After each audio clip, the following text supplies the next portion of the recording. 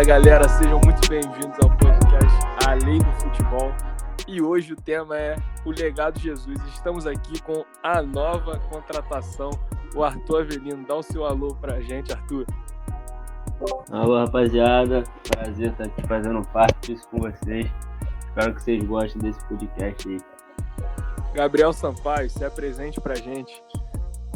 Alô, rapaziada. Tudo bem? Boa noite, boa tarde, bom dia para todo mundo aí. Mais um podcast aqui, mais leitura aí para falar com vocês e é isso. Agora o Gemão Lucas. Como o Renan sempre diz, bom dia, boa tarde, boa noite. Fala galera que faz a leitura. Sempre bom estar aqui, dando a minha opinião, meu pitaco. E espero que seja mais um grande podcast. Muito bom dia, boa tarde, boa noite, rapaziada. Não estive presente nos últimos podcasts, mas estou de volta. É um prazer inenarrável estar com vocês em mais um debate, rapaziada. Tamo junto e vamos que vamos para mais um tema. Então, galera, vamos agora começar aqui a discussão a respeito do legado que o Jorge Jesus deixou aqui no Brasil. Estamos falando exatamente aqui no dia 22 de julho. Ele saiu do Flamengo há quase uma semana. E vamos começar aqui com o Arthur deixando a opinião dele a respeito do que ele acha e etc. Arthur, fala pra gente aí.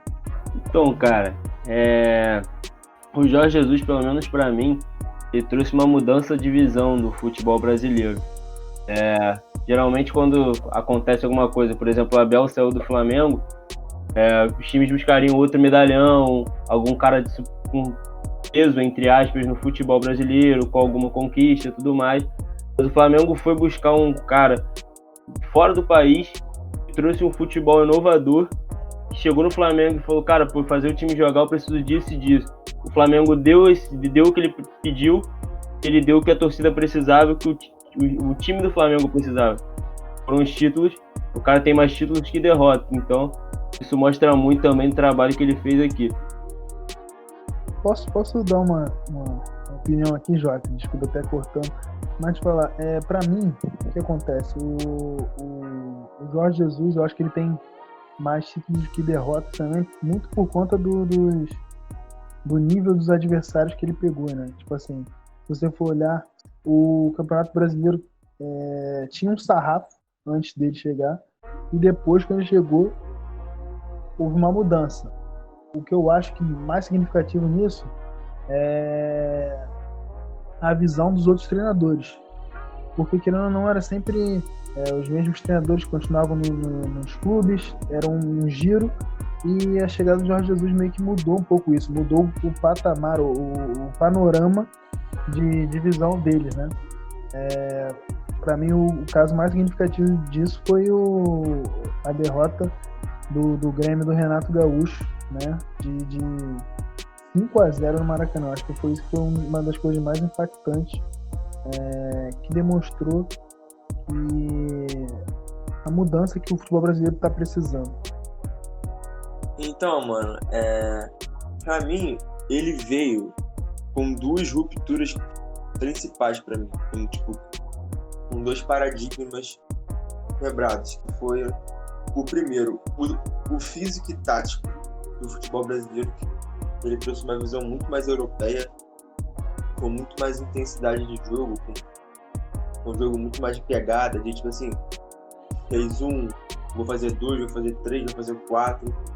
Muita intensidade esse time do Flamengo, principalmente no início dos tempos. Eu lembro muito bem dos jogos que o Bruno Henrique metia 2 gols com 5 minutos do segundo tempo. Então, um time de muita intensidade.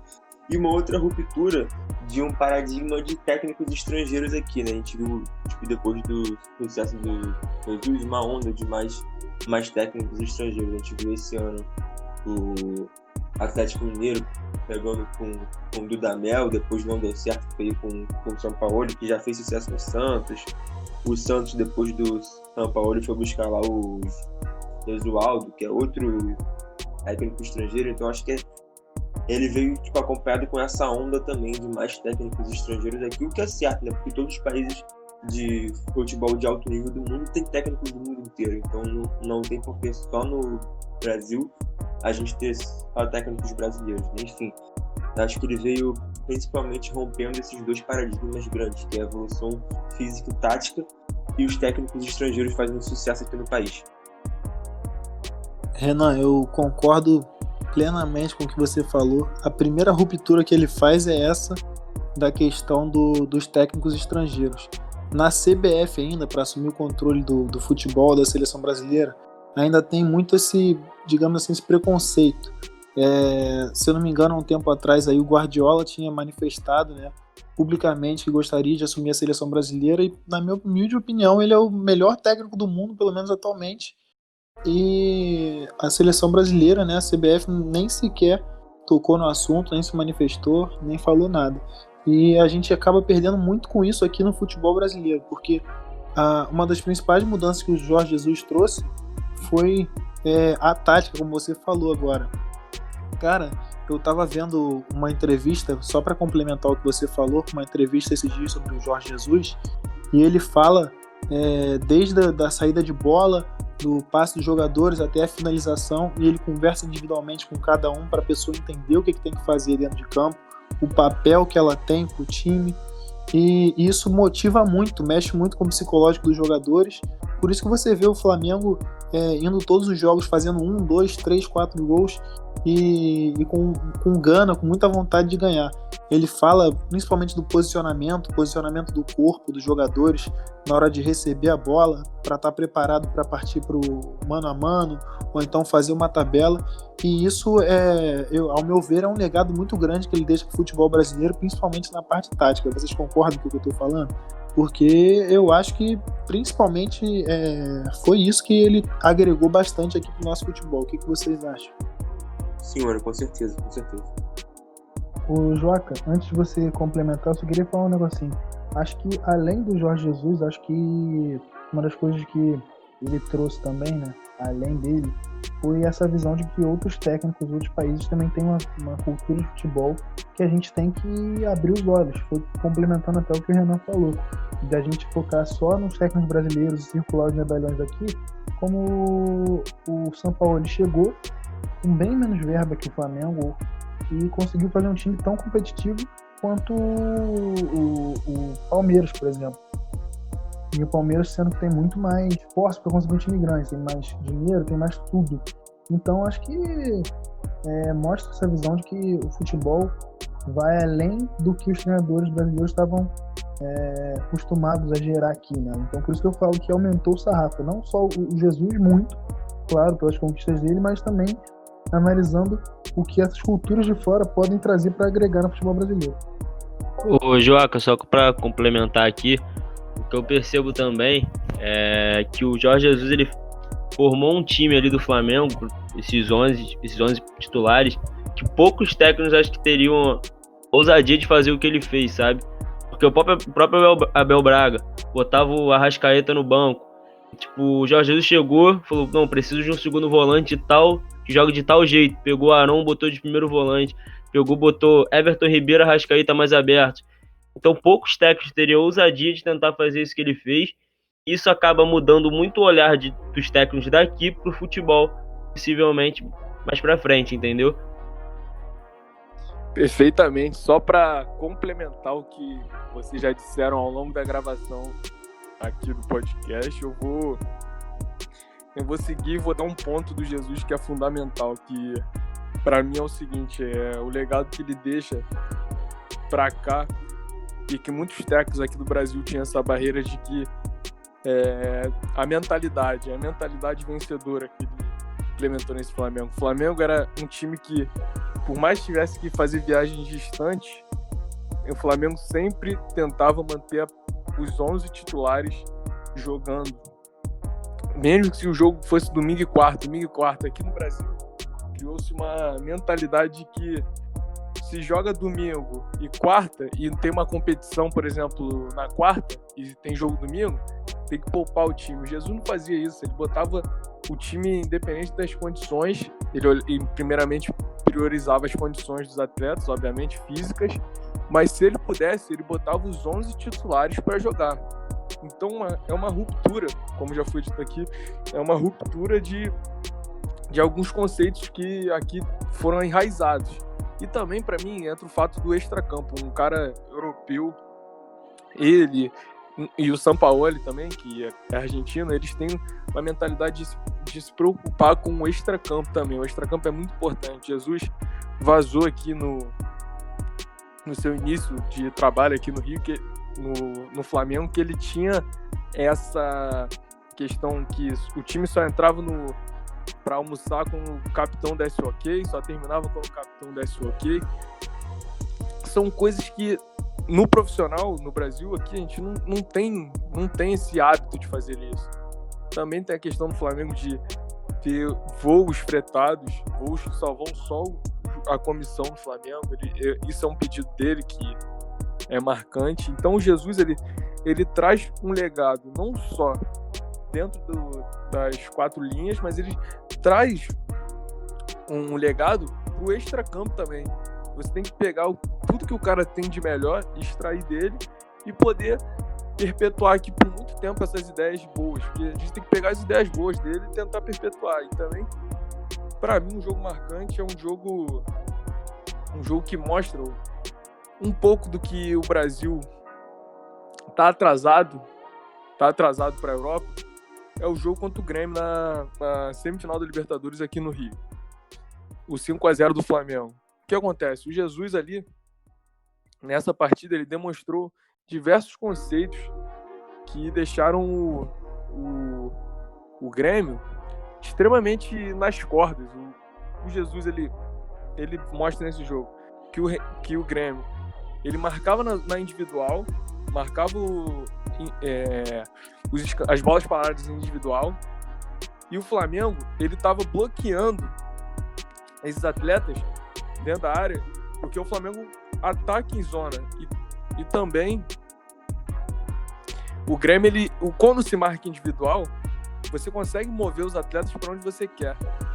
Então o Flamengo do Jesus pegou isso e abusou do Grêmio da bola aérea. Então o Flamengo teve dois gols de bola aérea, e foram, quer dizer, 2 não, 3, né, que foram provenientes de bola aérea, porque o Flamengo conseguia mover muito bem as peças do Grêmio, e como os caras marcavam individual, movia exatamente para onde os caras queriam, para onde o Flamengo queria, Então acho que ele traz uma mentalidade para cá vencedora, também por tudo que ele ganhou, a Libertadores e o Brasileiro, algo que aqui no Brasil tem se priorizado. Renato mesmo já falou isso. Ou você ganha o Brasileiro ou você ganha a Libertadores. Então acho que ele trouxe algo também, obviamente, não esquecendo o investimento feito, né? Que foi um investimento de alto padrão, fora dos padrões até do futebol brasileiro. O Flamengo até passou a dever mais esse ano, mas é algo que dá para se fazer. Pode tirar o Jesus como um espelho e tentar ganhar, os técnicos terem mais ambições aqui no Brasil. E vamos seguir aqui com as perguntas aqui. A primeira pergunta é a seguinte: o que impactou para os outros treinadores? Responde pra gente, Gabriel Sampaio.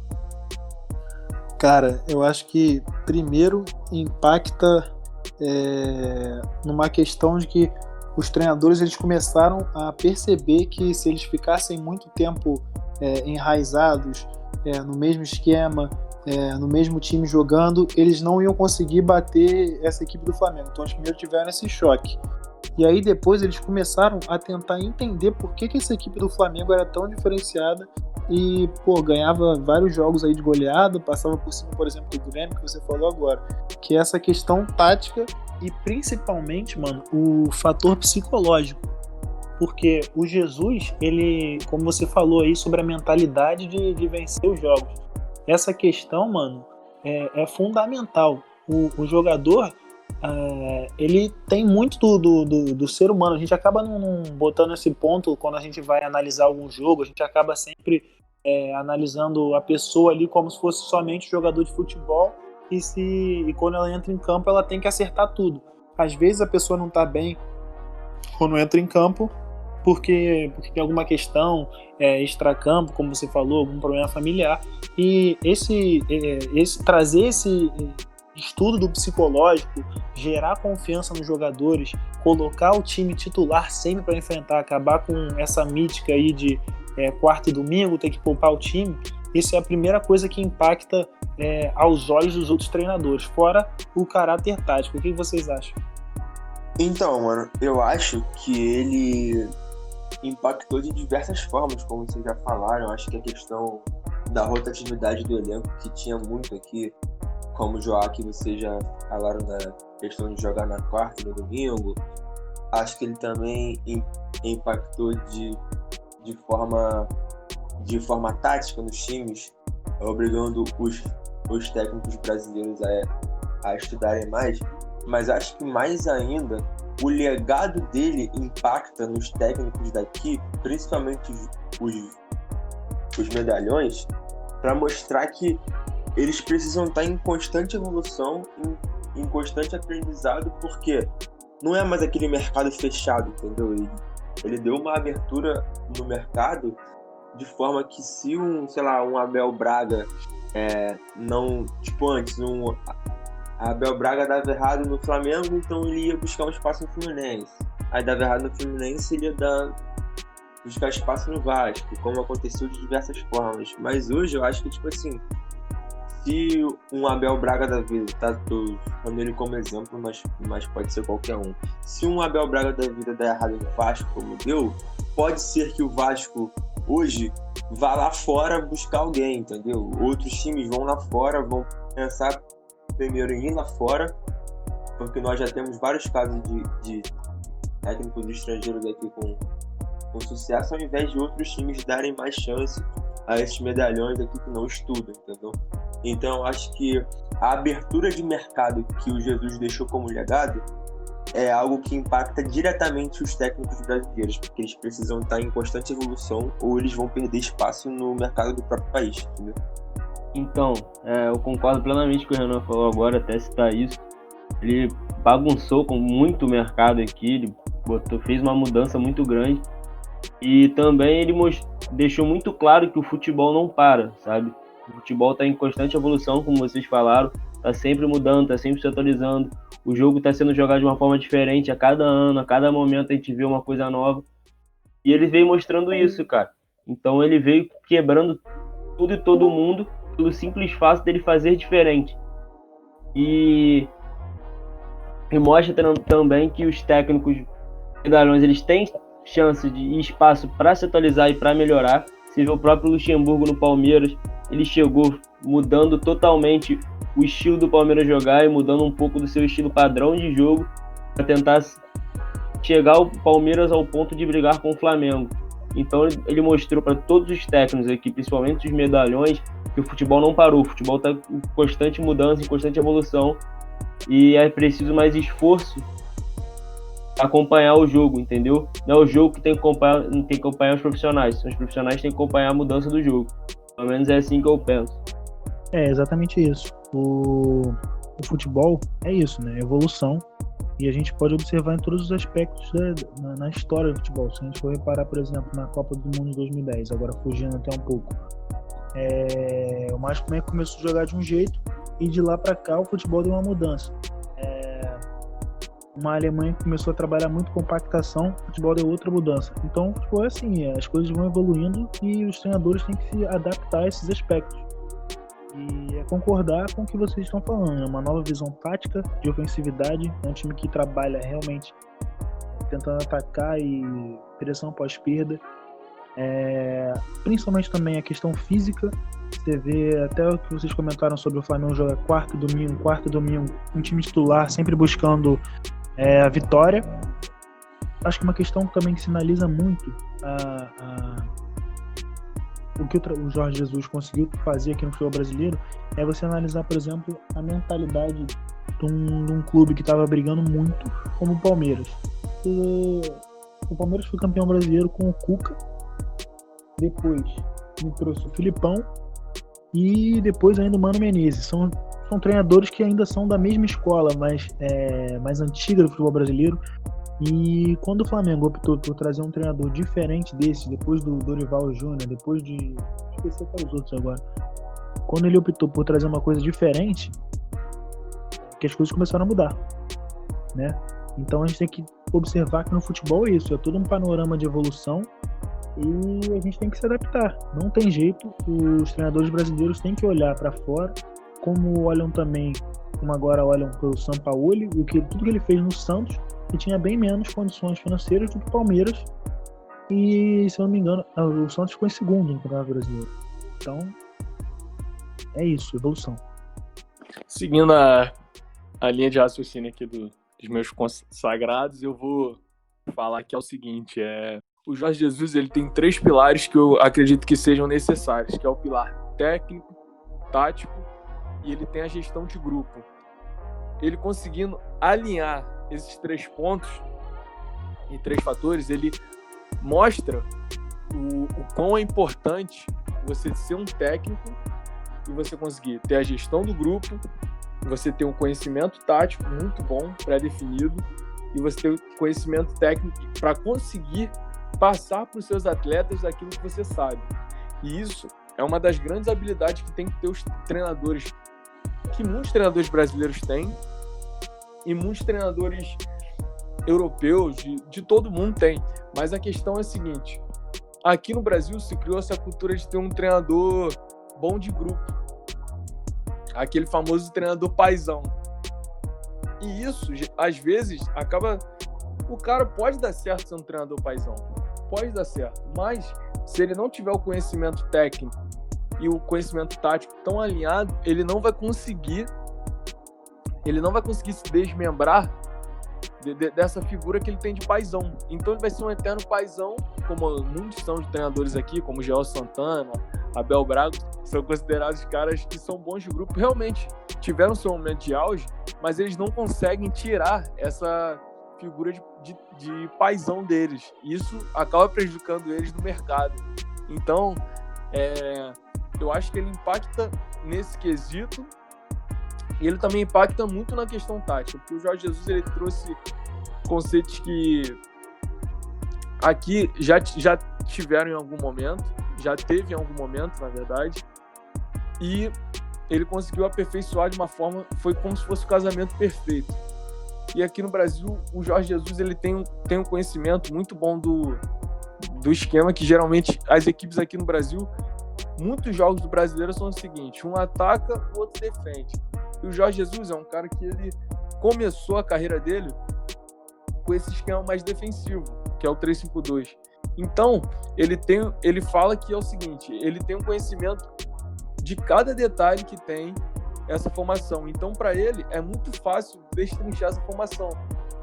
Então, facilita muito. Um exemplo disso é o jogo do Flamengo contra o Corinthians no Maracanã. Se eu não me engano, foi 4-1. Então, ele foi um casamento perfeito.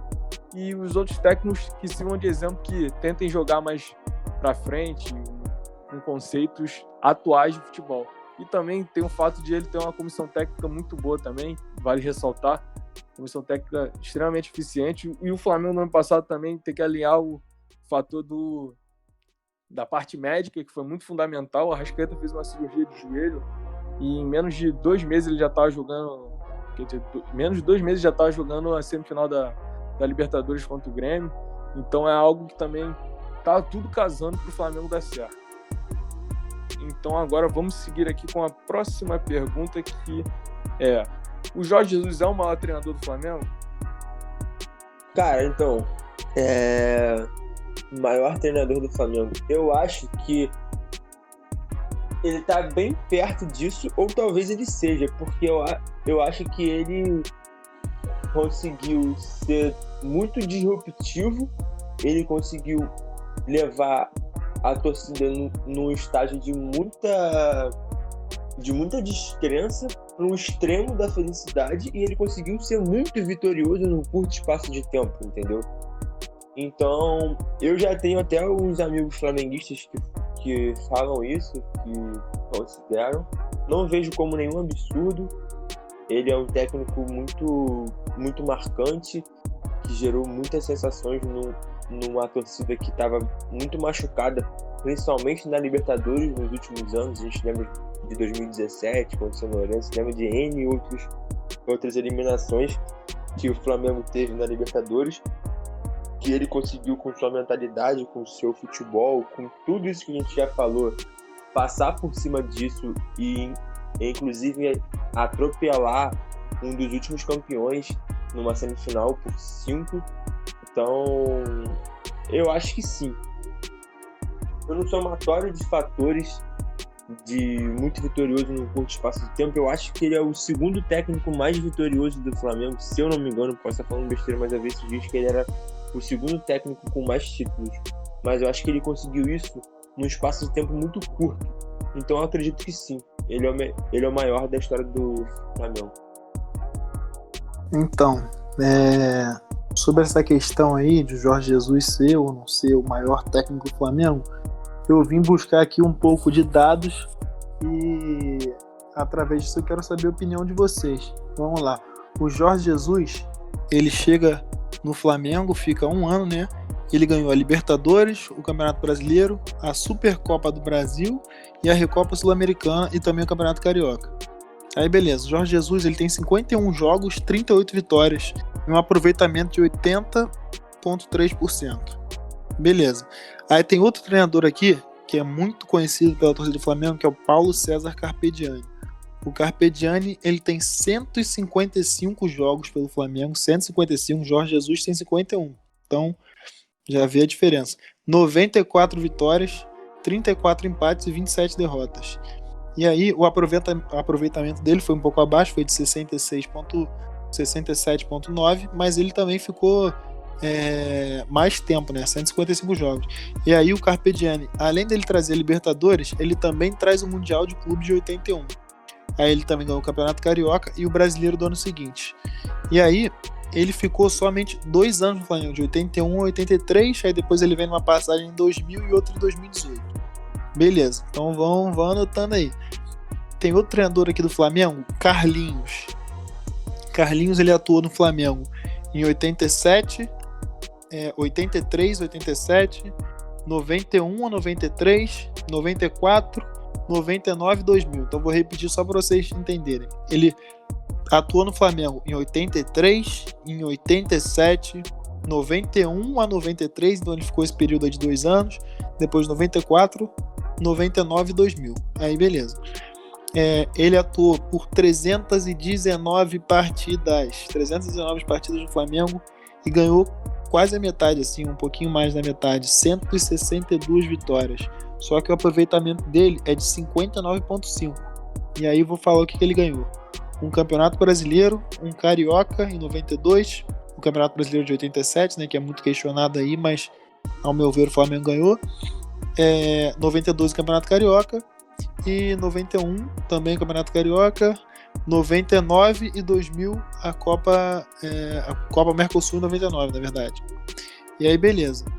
Então, se a gente for analisar por números, o Flamengo tem diversos treinadores. O Carpegiani, que ganhou o Mundial. Se a gente for colocar título na balança, com certeza o Jorge Jesus é um dos maiores, mas eu não sei se é o maior por conta do Carpegiani trazer o Mundial de Clubes, que é o maior título da história do Flamengo. Mas o aproveitamento dele é indiscutível, 80%. Mas aí eu vou continuar aqui falando alguns dados para vocês. Tem um treinador aqui do Flamengo chamado Cláudio Coutinho. E ele, qual que é o diferencial dele? Ele entrou para a história do clube, principalmente pelo fato dele montar a equipe que foi campeã mundial logo em seguida com o Carpegiani. Então, ele traz provavelmente o Júnior, o Zico, tem grandes jogadores que passaram na mão dele. E aí, ele ganhou o Campeonato Brasileiro de 80, o Carioca de 78, o Carioca de 79 e um outro Carioca de 79 que foi especial aí. E aí ele tem 267 jogos, 180 vitórias, um aproveitamento de 74,7%. Então ele já tem muito mais jogos que o Jesus. Mas beleza, ele não ganhou uma Libertadores. Mas vamos lá. E aí, tem o último técnico que eu vou falar aqui, que é o Flávio Costa. O Flávio Costa, ele começa no Flamengo em 34, e aí ele tem várias passagens, e a última passagem dele é em 65. Mas olha quantos jogos ele tem no Flamengo. 777. Ele tem 777 jogos pelo Flamengo, cara. É muita coisa. E nesses 777 ele tem 443 vitórias. 63,4% de aproveitamento. Então, o Flamengo foi campeão carioca aí diversas vezes e o maior título, digamos assim, foi o Rio-São Paulo. Então, se a gente quiser debater sobre melhor técnico do Flamengo, a gente vai ter que colocar isso primeiro. O que é mais importante? A passagem dele no clube, aproveitamento, títulos ou entrar para a história como um ídolo? E aí eu deixo essa pergunta para vocês aí. Flávio Costa, 777 jogos. Cláudio Coutinho, que montou o time com nada mais, nada menos que o Zico. E do jogo 267 jogos, também importante falar. Carlinhos, 319 partidas, foi campeão brasileiro pelo Flamengo. E Carpegiani também, que está aí, 155 jogos e ganhou nada mais, nada menos que o Mundial de Clubes. O que é que vocês acham? Ok, Google. Pra rapaziada do Android é ok, Google. Pra rapaziada do iPhone é Oi, Siri. Pô, o cara ativou o modo aí, dados, rapaz. Foi pra cima. Que nem sabia. Não, pô, tive que trazer dados, pra falar que o cara é o melhor da história, pô. Botaram o Google no podcast, pô, mas vai, Rato. Então, depois dessa apresentação maravilhosa, nosso querido Gabriel Sampaio, né, que trouxe os dados ali perfeitamente de cada técnico marcante da história do Flamengo. E, na minha humilde opinião, cara, lógico, o Carpegiani ele trouxe o Mundial ali, mas como ele falou, ele pegou um trabalho também muito, muito bem montado pelo Cláudio Coutinho e não desmerecendo, lógico, ele trouxe o Mundial pro Flamengo, isso é inquestionável. Mas eu acho que o Jorge Jesus ele trouxe pro Flamengo uma coisa que há muito tempo não se via, sabe? É um time com sede de vitória, um time que entra em campo destinado a vencer. Você não vê o time do Flamengo se acovardando no campo e enfrenta de igual para igual qualquer adversário. Então isso pra mim também pesa muito nessa questão, sabe? Lógico, você fala do Carpegiani ganhou o Mundial, sim, mas Jorge Jesus ganhou a Libertadores voando baixo, ganhou o Brasileiro voando baixo, sabe? Acima dos títulos, jogou um futebol inquestionavelmente um dos mais bonitos do século XXI. E você pode botar qualquer time desse século aqui que, cara, não vai dar, pelo menos pra mim, o que o time do Flamengo jogou esse ano, sabe? Então acho que pesa muito esse lado também. O quanto o Flamengo jogou muito pra isso. Então, ao meu modo de ver, ele é sim o treinador maior treinador da história do Flamengo, por tudo que ele representa, sabe? Não só pelas taças, mas pelo futebol extremamente bem jogado e futebol vitorioso. Então, pra mim o Jorge Jesus não é o maior treinador da história do Flamengo. Vou tentar ser sucinto.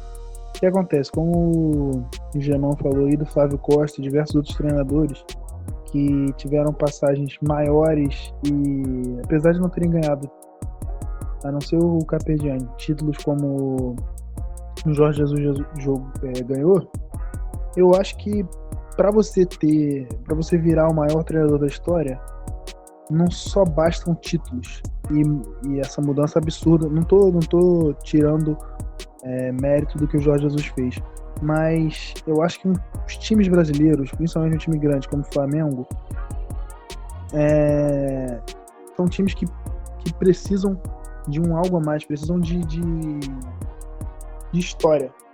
Então, quando você vê um treinador que fez uma mudança absurda, só que em nenhum momento você viu o Jorge Jesus falando que ia ficar tanto tempo no Flamengo, falando que almejaria vários títulos pelo Flamengo. Você vê que foi uma temporada só, ele pegou a renovar com o Flamengo, só que por muitos momentos isso foi um empecilho para ele. Questão da família, e ele viu o Flamengo também como uma chance de se renovar para o mercado europeu. Então eu não sei se isso para a história de um clube como o Flamengo é o que torna o melhor treinador da história, entendeu? Então eu diria, o Jorge Jesus foi um excelentíssimo treinador do Flamengo, teve uma história rápida, mas de títulos super importantes, de maior relevância para o Flamengo. Só que para mim ele não é o maior treinador da história do Flamengo, porque os clubes brasileiros precisam desse algo a mais, precisam dessa identificação, o que, apesar de Jorge Jesus ter tido,